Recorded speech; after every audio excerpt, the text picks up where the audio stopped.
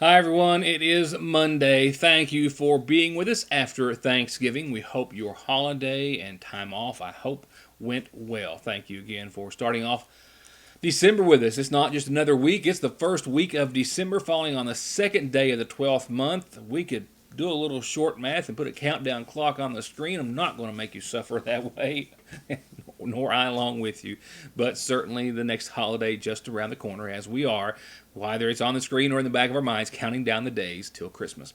We have a lot of news to cover. Been a catch-up day, of course. Several arrests to bring to you on the program tonight. Several more. We have some information still pending on from over the course of the weekend. One major case that actually took place several months ago.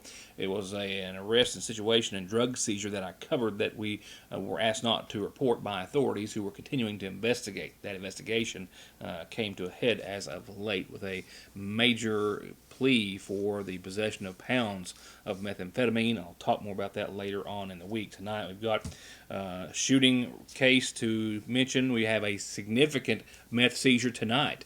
Not just the one that we'll speak of later in the week, but well over a pound, close to 1.5 pounds of methamphetamine taken from a woman who hired an Uber to bring her from Lexington to Floyd County, but was arrested here traveling through Sayersville. I have a stolen ATV to tell you about. We have a cash reward being offered for it, a $1,000 cash reward for a lost pet on our community calendar. And sports, we'll talk about as much as I can before I leave you to gather some highlights. It is time to open up high school basketball officially for McGoffin County. The girls and boys both playing in a doubleheader at Floyd Central tonight, and that's where I'm headed momentarily. Now, before we cover some other news and information, which will include your forecast, which has continued winds out of the south and southwest for the coming days, some showers, some flakes, and an updated winter outlook in regards to what you may or may not see during the course of your overnight and early tomorrow morning. One thing from elsewhere besides the viewing area, it comes from our state's capital, where Governor-elect Andy Beshear has continued to fill his cabinet posts, today announcing several individuals who have been selected. His lieutenant governor will not only serve in that capacity, but she will also take on another role, that of Secretary of the Education and Workforce Development Cabinet. His office also announced that ex-Lexington Mayor Jim Gray will be tapped as State Transportation Secretary, and once rival, then biggest supporter, Rocky Atkins will serve as his senior advisor. Some other appointments also announced today. Colonel Haldane Lamberton to lead the Kentucky National Guard in the position of Adjutant General. Retired Lieutenant Colonel Keith Jackson will serve as the Commissioner of Veterans Affairs for the Commonwealth.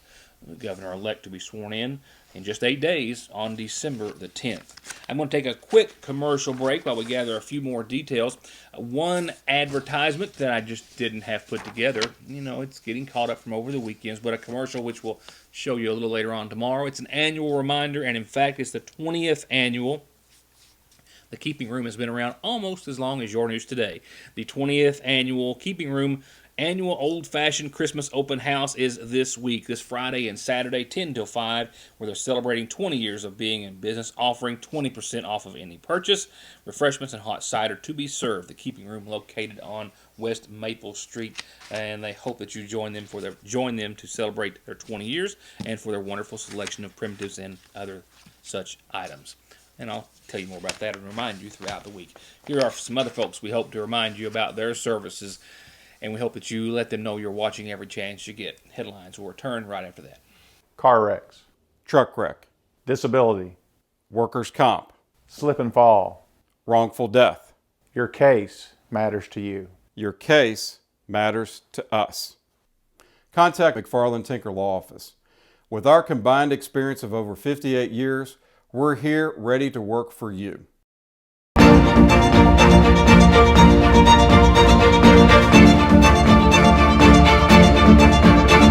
I'm Dr. Jason Zimmerman at Highlands ARH, the healthcare system of Appalachia. From brakes, exhaust, suspension, fluid changes, to expert collision and auto body, to turning your 4x4 or diesel from mild to wild, get real auto maintenance, paint, and repair at Black Smoke Performance in Dixie of Sayersville. 349-8785. We have finally done it. After years and years of extensive testing, We not only invented the chicken sandwich, we have perfected the chicken sandwich. Come and try it and love it with a big, famous dipped breast strip, pickles and mayonnaise, or however you like it fixed. And if you like, make it a double. Just make your way to Lee's to get it and grab a cookie while you're there. At your Sayersville Lee's famous recipe, where even our ice is famous.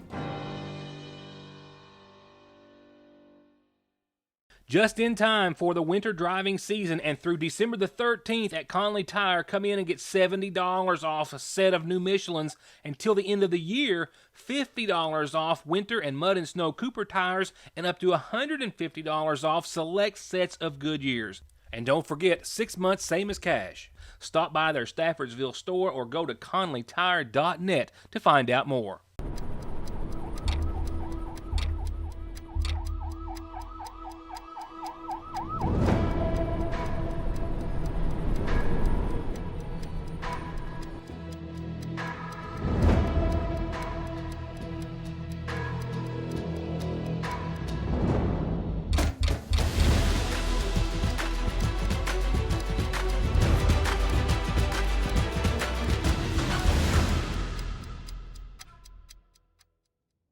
The following arrest making headlines as we get back to a full week's worth of programming here on Your News Today. A shooting into a residence in Magoffin County on Thanksgiving night, sometime around 11 or 12 o'clock that night, I understand. One Magoffin County man paid another to drive him to the Falcon area where he could shoot into a residence that had inside 2 adults and 3 children, one as young as 3 to 4 weeks of age. The driver, according to police, was identified as 24-year-old Nathan Keaton of Sayersville and was charged with 5 counts of complicity to commit wanton endangerment in the first degree. He was taken to the Big Sandy and has since bonded out. Keaton stands accused of taking $25 from this man to be the driver of the incident. Austin Gibson reportedly paid him that sum to drive Gibson to a residence which sits very near to the Falcon post office, I am told, where Gibson fired 2 rounds from a weapon of an unknown caliber into a house. Inside that residence, a man and woman, 3 children, one as young as a month old. According to authorities, there were witnesses to corroborate the victims' accounts, and their statements also helped police make the arrests. With 23-year-old Gibson charged with 5 counts of wanton endangerment in the first degree. It appears as though, according to jail records, that he was already in the Big Sandy Regional Detention Center, where he has been or will be served with the arrest warrant for those wanton endangerment charges. Also, going back to the holiday break, a significant drug seizure and arrest by local and state police last week that netted over a pound, closer to a pound and a half of crystal methamphetamine, as a Lexington woman hired an Uber to transport her from Lexington to Floyd County with the intent to sell those drugs. That Uber driver himself as well going to jail. According to citations, Officer Mike Nichols with the Sayersville PD and Officer Zach Haney with Post 9 of the KSP made a traffic stop at the mouth of Burning Fork, the red light there on Restaurant Row, or just above Restaurant Row, technically towards the east, Wednesday night for a minor traffic violation. However, it turned into a major drug seizure. And this one ranks up there among some of the top ones for methamphetamine as far as quantity here in Magoffin County. And in fact, on the heels of that, I'll be able to tomorrow tell you about a case that actually involved even more methamphetamine than this some time ago that we're just now able to report that has resulted in a guilty federal plea. Nevertheless, going back to this case and Wednesday night, those officers made the traffic stop for the violation, and then upon approaching the vehicle, smelled what appeared to be marijuana. The driver, actually an Uber driver, who had been hired by this woman, Marilyn Resendez, 25, of Lexington, to bring her from Lexington to Floyd County with the intent to traffic that large amount of methamphetamine that weighed in right at 1.5 pounds of the drug.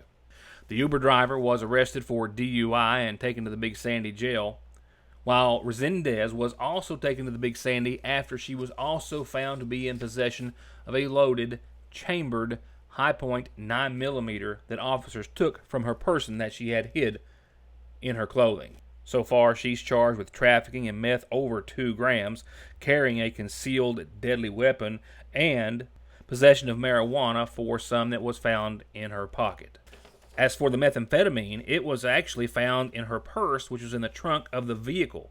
In that purse, officers found a Grippo's potato chip bag. Inside that bag, a plastic grocery store bag. Inside that, a gallon Ziploc bag that you see here on your screen, full of very large rocks of meth, once again weighing right at 1.5 pounds. That was Wednesday night. She is still in the Big Sandy jail. Our next report and the community calendar both have significant cash rewards attached to them. The first for a stolen side-by-side taken from a Route 40 residence days ago. There is an attached $500 cash reward to the information that I have, leading to the return of the vehicle, a Polaris Ranger side-by-side taken from a Kelsey residence on November the 17th. This side-by-side, this Polaris Ranger, was stolen about 2 weeks ago from a Route 40 residence. Not only, of course, does it have a significant monetary value, but a very sentimental one to the family as well. The vehicle was stolen from Claudine Kelsey's driveway on November the 17th. It belonged to her husband, Bob Jack Kelsey, who passed away last year, and they're offering a $500 cash reward for any information leading to its return. It is, once again, a Polaris Ranger XP, obviously maroon in color with black wheels, windshield, and the black top the last time it was seen as pictured here. And if you have any information, you can contact the number there on the bottom of the flyer, 349-6354. You can as well contact local authorities or even us here at Your News Today in the Sagersville Independent if you have any information to share. Once again, stolen from Route 40 near the Magoffin-Johnson County line on November the 17th. The next reward is that of $1,000 being offered by a local family who is hoping someone out there can help them find their lost pet. Here's tonight's Magoffin Farm Bureau community calendar.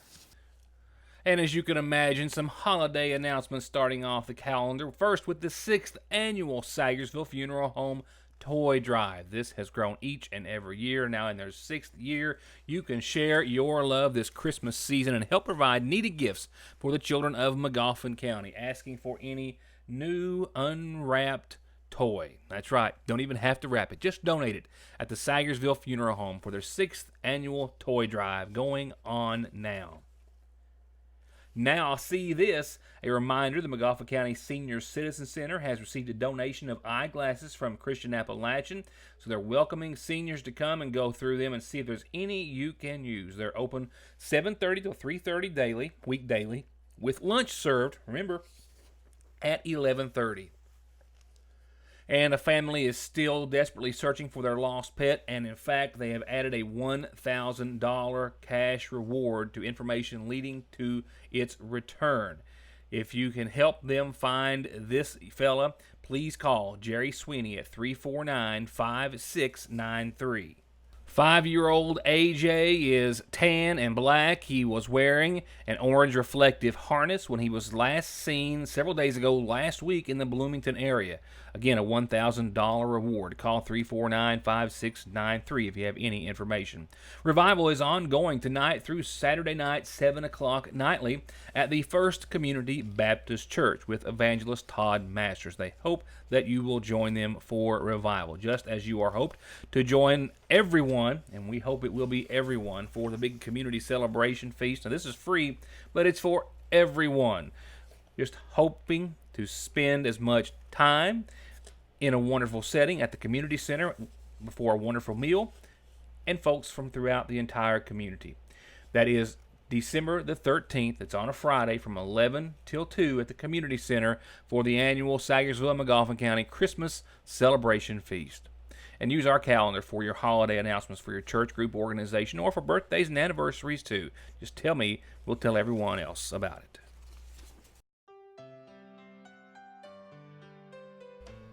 Turning to funeral service announcements, a few from over the course of the holiday weekend. Services were actually held Saturday for 82-year-old Mary Jo Branham of Ohio, Springfield, Ohio, who passed away last Monday. Born in Sagersville, the daughter of the late Brooklyn and Mildred Prater Caudle, preceded in death by her husband, Paul E. Branham. She is survived by brothers Louis Franklin Caudill, Philip Neal Caudill, and sisters Wanda Jean Connolly and Trudine Robertson. Funeral services again were held on Saturday. Services were held this past Friday for Anna Mae Salyers Combs Stevens, 83 of Salyersville, who passed away Tuesday the 26th, the wife of the late C.J. Combs and Louis Stevens. Survivors include two sons, Charles Combs and Mark Combs, and daughters Willetta Bailey, Kathy Patrick, Jennifer McCarty, Ginger, and Ginger Ashworth. Services once again were held Friday. And services were held Saturday over the weekend for 85-year-old Ruth Gardner of Licking Station Road here in Salyersville. Ruth passed away on Wednesday, survived by her husband Ben and her sons Ben Gardner Jr., William H. Gardner, Samuel R. Gardner, and Michael T. Gardner, and daughters Diana Ruth Gardner and Julia Ann Gardner Brani. Funeral services once again were held Saturday. 61-year-old David M. Stoll, known as Gator, passed away on the 29th, survived by his wife Vonda Stoll, sons Justin and Matthew Stoll, and daughter Natasha Jordine, and four stepdaughters Rhonda Howard, Frankie Mink, Brenda Callendorf, and Jennifer Bailey. Funeral services are going to be held this Thursday morning at 10 o'clock in Cincinnati, Ohio. However, there will be graveside services held here in Montgomery County Thursday afternoon at 2:30 from the Salyer Family Cemetery at Oakley.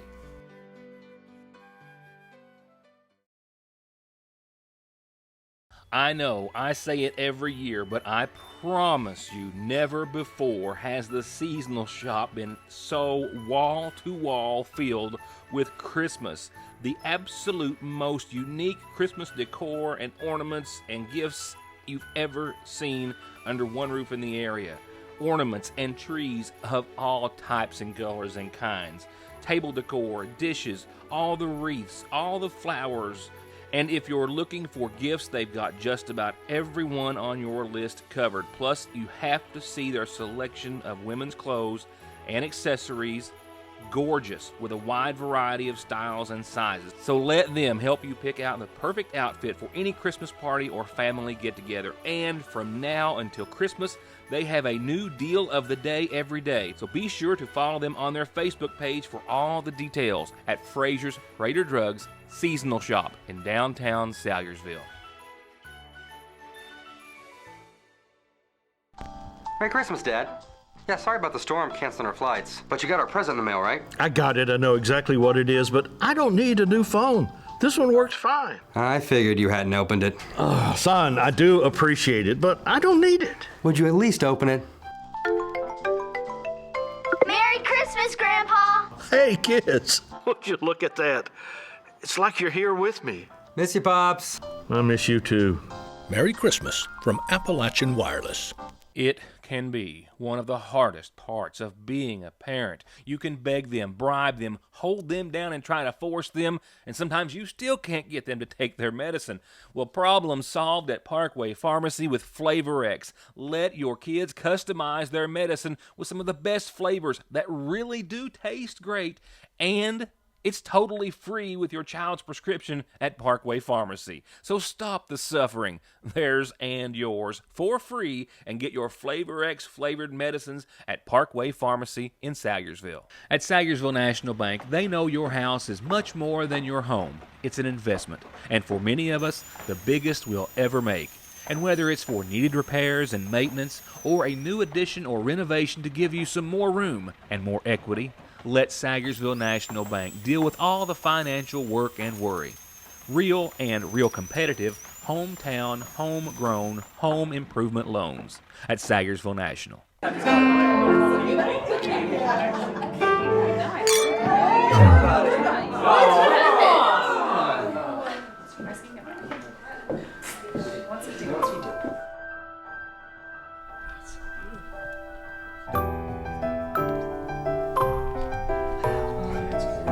We have the power to bring everyone together during the holidays. We are you. We are Appalachian Wireless. Well, certainly a lot happening in sports over the course of the holiday weekend. No highlights for you tonight. I didn't make it to any of the games. I did make it to the boys' scrimmage for the McGoffin County High School. I'll elaborate more on that in just a few seconds. As most everyone else knows, in the entire state of Kentucky, Eastern Kentucky represented very well, I should say, rather, in the state championship rounds of the Commonwealth Gridiron Bowls, Class 1 through 6A. I mean, we have got both Johnson County schools there. We've got Pikeville. We've got Belfry. Wow. I mean, what a weekend it's going to be later on this week, Friday, Saturday, and I think even a game on Sunday. Paintsville's John Walker Phelps racked up 238 yards and 3 TDs as the Paintsville Tigers went to a 44-20 win over Kentucky County Day, who had been unbeaten until that point. QB Jake Hyden also added nearly 140 rushing yards to that as well.